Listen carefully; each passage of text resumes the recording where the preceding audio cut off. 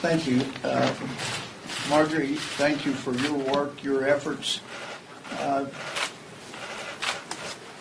There's no better contrast between what happened in the summer of 2020 and what happened January 6th than the issue of bail. We hear from many people that participated in destroying federal buildings, police buildings, looting,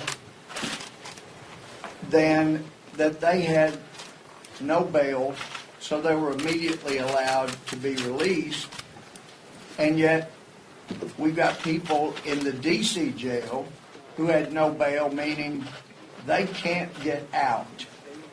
Now, on the state side, having been a felony judge, you had to have done something incredibly extreme to have bail so high that you could not make it, especially a no bail situation. It's just so extremely rare.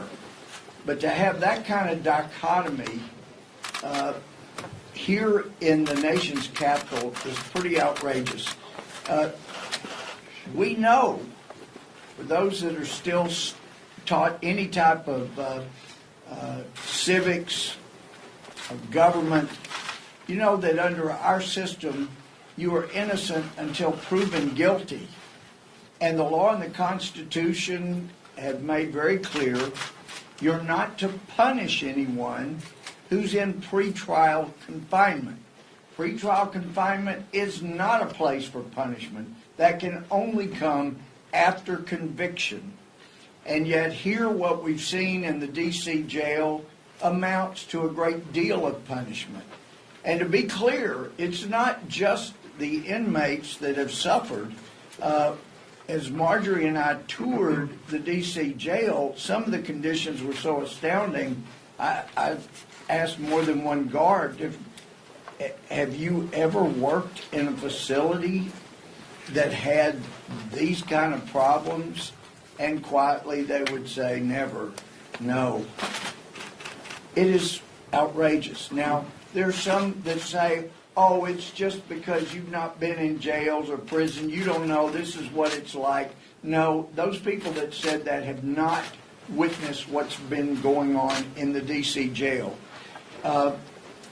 First, we have heard repeatedly since January 6th, this was an armed insurrection.